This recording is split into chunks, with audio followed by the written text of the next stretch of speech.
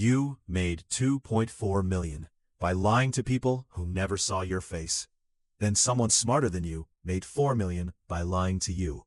And you can't call a lawyer, because the moment you do, you have to explain who you are. Level 1. The storefront nobody owned. You are 26 years old, your rent is 62 days late, and you are about to build a website that does not exist. It starts with a Saturday morning in your kitchen. You are staring at a cracked iPad, drinking cold coffee, scrolling through a folder of old camera photographs you pulled off a public archive. Rolleiflexes, Hasselblads, the kind of chunky 1970s film cameras that look like they belong in a Manhattan studio with a velvet rope. You open a web template called Heritage Vault. You paste a logo you made in 5 minutes on Canva. You name the store Halide and Hound.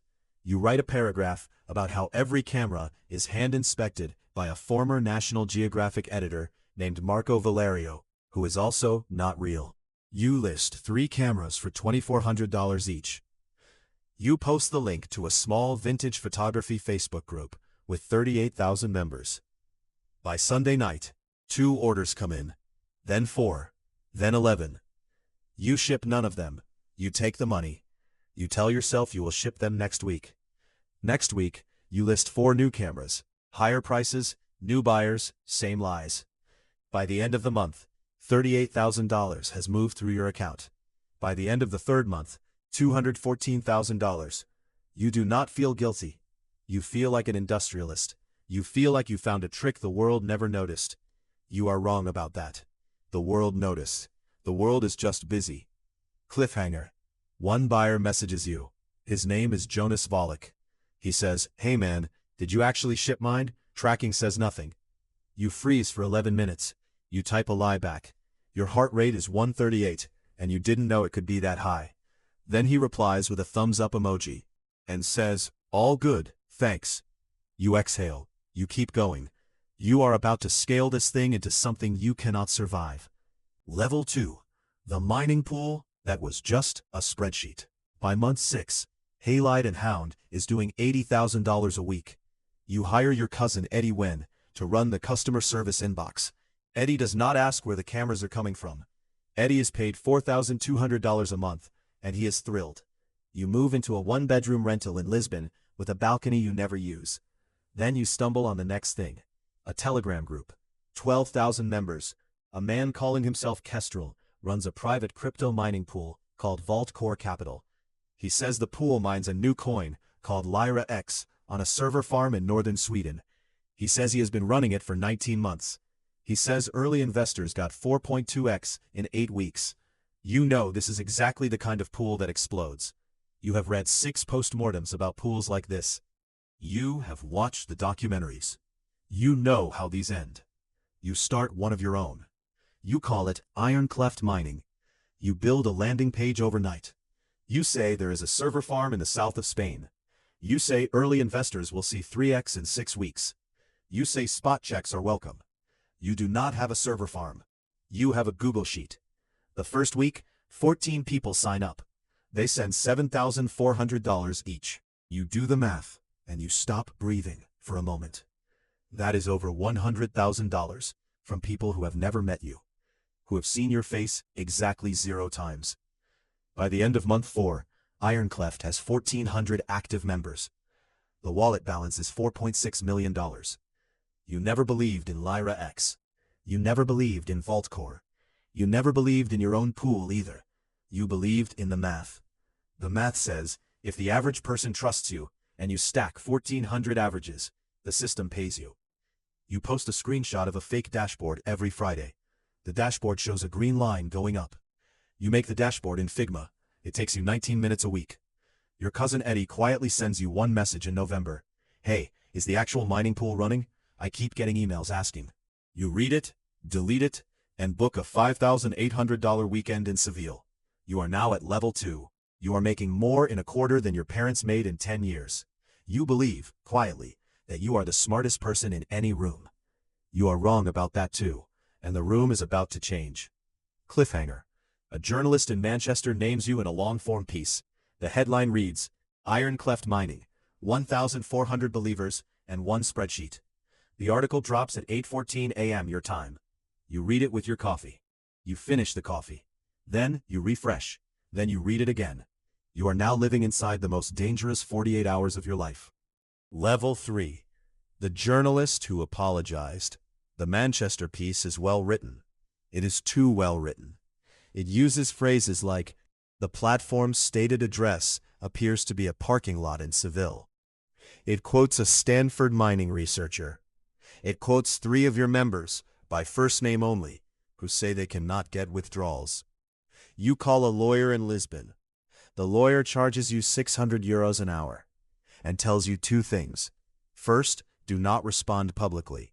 Second, pause withdrawals for 60 days, then trickle them. This is a normal lawyer's advice for normal fraudsters, and you follow it exactly. For the next 6 days, you live inside a small apartment with the curtains drawn. You check Ironcleft's telegram every 3 hours. The members are scared. They are using words like exit scam and police, and they mean them. And then, on day 7, something unexpected. The journalist, whose name is Cassia Halford, posts a public correction. She announces she is retracting the entire article. She says her primary source misled her. She apologizes to Ironcleft Mining by name. She says publicly that Ironcleft has provided evidence of a Spanish data center. Cassia did not get new evidence. Cassia got €180,000 wired to her personal account by an outside party, with a polite note attached asking her to walk away. That outside party is someone you have not yet met. You do not know his name. You do not know why he paid Cassia to retract. What you know is this: the article is gone. The telegram is calm. Your members are reposting the retraction and saying, told you so. Your dashboard is still going up. You do not celebrate. You watch. You wait. You start believing you are now bulletproof. This is the most dangerous belief a liar can hold. Cliffhanger. On a Friday night in February, you receive a private message on Telegram from a man calling himself Adrian Locke. He says he runs a fund called Helix Reserve. He says he is interested in vertically integrating Ironcleft with his proprietary trading desk. He says he wants to fly to Lisbon for a private dinner. He says the room is small. The room is 6 people. The room is, in his words, for people who understand how money actually moves. You almost ignore him. You almost don't. Level 4. The dinner with 6 chairs. You fly to Geneva on Helix Reserve's private jet. There is no private jet.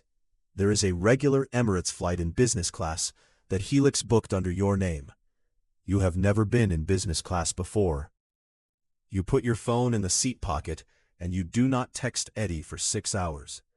At the restaurant, a place called Casa Vermilion, with a $1,200 minimum, Adrian is already seated. He is in his 50s. Watch is a Patek Philippe. Shoes are brighter than yours. He stands up when you arrive, and he calls you director. The other 4 guests are introduced by first name. A former hedge fund trader from Zurich, a Dubai-based private wealth advisor, a 31-year-old Stanford dropout who built and sold a fintech, and a soft-spoken Belgian woman whose role is never explained. Adrian spends 40 minutes explaining a next-stage partnership. Helix Reserve, he says, has $1.4 billion in committed capital. He wants to run Ironcleft's yield engine through Helix's structured product desk. He says early partners have seen 24% monthly returns. He says the structure is non-public by design. He says the minimum buy-in is $280,000 per partner. He says there are only 4 spots. He slides a printed term sheet across the table. You read it. The numbers are designed to look like they were designed. The structure is described with words like lock-up window and performance fee waterfall. Your stomach says yes. Your 12 years of lying to people have not taught you to read a term sheet. Your 12 years of lying have taught you exactly one thing. When someone shows you a number that proves what you already want, you do not ask more questions. You wire Helix Reserve $2.4 million. It is your entire Ironcleft take. It is 2/3 of Halide and Hound, plus everything in your Lisbon apartment, plus a loan against your cousin Eddie's vintage car. You do not tell Eddie. You do not tell anyone. You eat the lamb. You drink the wine. You fly home, believing you just became a partner at a billion-dollar desk. You are wrong. You are catastrophically wrong. And it is about to be confirmed in the smallest, quietest way possible. Cliffhanger. 7 days after the dinner, You message Adrian about a small detail in the term sheet. A question about the lockup window. You write a perfectly polite Telegram message. Adrian replies within 40 seconds. His reply is one line. His reply is, "You really thought I was going to keep your money, Eddie?" Level 5. The man who hunted liars. You read the message 11 times. Then, you read your entire Telegram history with Adrian. Then, you read the names of the 4 other guests at the dinner.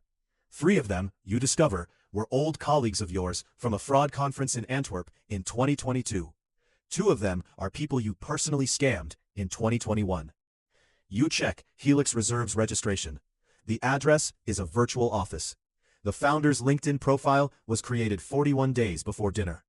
The Patek Philippe was rented from a Zurich prop house. The Stanford dropout is a Romanian actor. The Belgian woman is a former Carter named Adrian Kuiper. Your own cousin Eddie, you will later discover via a screenshot he took without telling you, has been quietly feeding your entire operations footprint to Helix since September.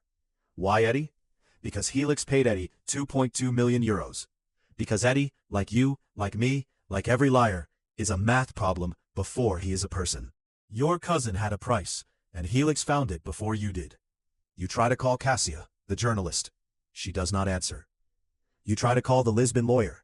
He tells you, calmly, that any fraud you report will require you to explain, in writing, what you defrauded, in what amount, and where the proceeds went. He tells you the statute of limitations on your own activity is 12 years in 3 jurisdictions. He tells you not to fly to Geneva again. You try to wire Helix a counteroffer. The wallet is empty. The Telegram group has been renamed. Adrian's profile picture is now a placeholder gray silhouette. You log into Ironcleft. The dashboard still shows a green line. You click the dashboard's source URL. The URL is a static Figma export, hosted on a free tier server in Frankfurt. The trading desk never existed. The lockup window was a sentence pasted from a real funds prospectus and changed in 2 places by a man who has done this 19 times before you and will do it 19 more after. You sit on the floor of your Lisbon apartment, the same floor your cousin Eddie once laid laminate on for you. The same floor your father slept on when he visited in 2019. The floor is cold. The balcony is closed. The 1,400 euro monthly rent is now 32 days late. You call your mother. You tell her you had a bad quarter in online commerce. She says, "Eat something, baby." You don't say anything for the rest of the night. You are now 28 years old. You have lost everything. You cannot report it, because you are the one who built the loss. And then, on day 46, you wake up and find an email from Adrian. The subject line is one word: thanks. Inside there is a single one-line automated message, and beneath it, a single link. The link opens to a wall clock dashboard, just like the one you use to fool Ironcleft members. It is your dashboard. The green line is climbing again. The numbers are growing. The members are still depositing. They do not know about Helix. They do not know about you.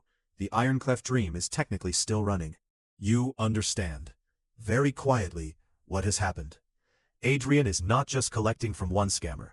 Adrian is collecting from every scammer like you, whose name has ever shown up on a Telegram list. Every fraudster whose cousin has a price. Every liar who ever believed their own green line. You are one of 19.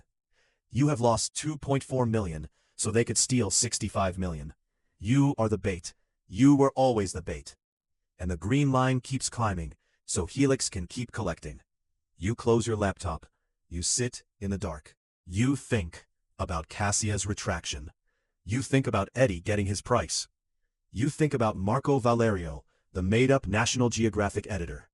You think about the 11 cameras you never shipped, and the 400 you never shipped after that. You think about the 1,400 people who wired you their retirement. You think about every dollar you ever took, and you realize finally that there is a quiet equation in the back of every scam. A scam works until someone scams the scammer. And when that moment comes, the scammer has no one to call, no lawyer to write to, no door to knock on. Because the scammer built the door they now need to walk through. And the keys were never theirs. Your phone buzzes. It is the last message you will ever receive from Adrian. It reads, "Run better next time." You stare at the words. You delete the chat. You do not run better. You will not run better next time. There will be no next time. There is only this floor, this room, this silence, and the slow, reliable fact that you were never the predator in this story. You were always the inventory. There is no justice for the liar. There is only a bigger, quieter liar, with a better spreadsheet, watching you with the same expression you used to look at everyone else.